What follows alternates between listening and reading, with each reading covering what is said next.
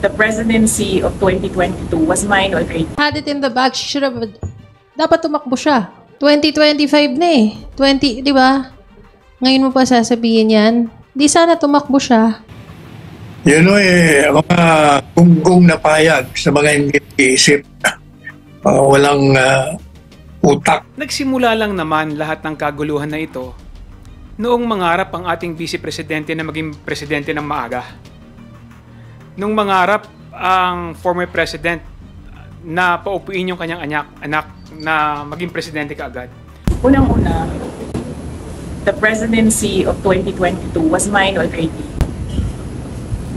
Na nanalo na ako sa surveys, lahat ng tao solid na, united na for my candidacy. Pero I gave it away because I felt I had to do some other things other than being President of the Republic of the Philippines. Had it in the bag, she should have, dapat tumakbo siya. I mean, 2025 na eh. 20, di ba? Ngayon mo pa sasabihin yan. Di sana tumakbo siya.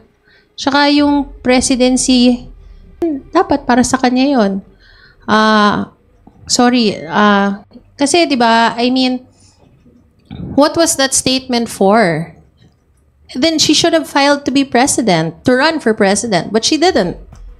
She filed to run for vice president. Would you also like to comment on this statement? Ang ganda ng sinabi niya. Yes. Mga gunggong na payag sa mga hindi isip. Walang utak. Ayoko sana sabihin yan, pero nakakalimutan nila na mulat sa pool, ayaw nga tumakbo ni VP Sara. Ako'y saksing personal dyan, talaga ayaw niya tumakbo eh. Pinuntahan siya ni Presidente Duterte noon.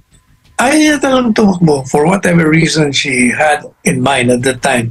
She really didn't want to run, kaya nga nagmungkay si Presidente, hindi ka tatakbo, ito na lang suportahan mo. O kaya ito. Ayaw niya talagang tumakbo.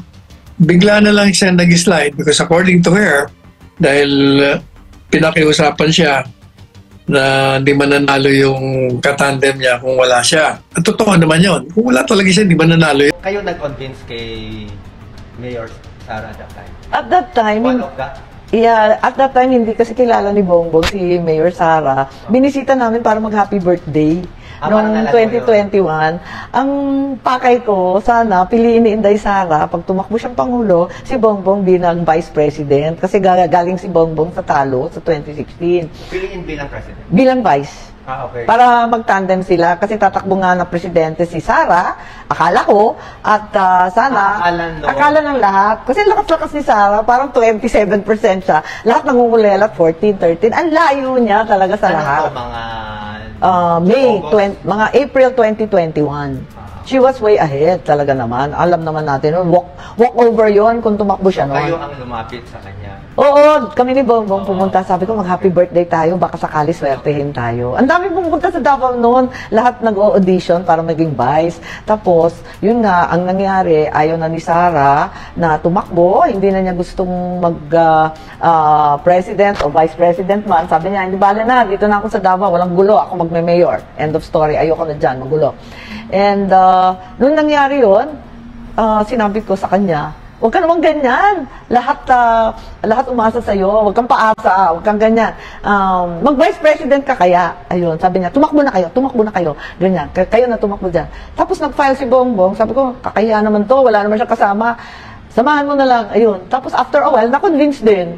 At pumayag siya na mag-vice. Ayun. Kaya nga nalulungkot ako ngayon dahil may hidwaan na at yun, nag-resign na sa kabinete. Is this ilang percent of misunderstanding lang o baka hindi nagko-communicate? Maraming bulong-bulong? Di ba alam mo naman, di ba? Alam mo naman maraming manggagatong. Oo, mga ambisyoso, mga interesado, naiinggit. So sinisiraan yung isa sa isa.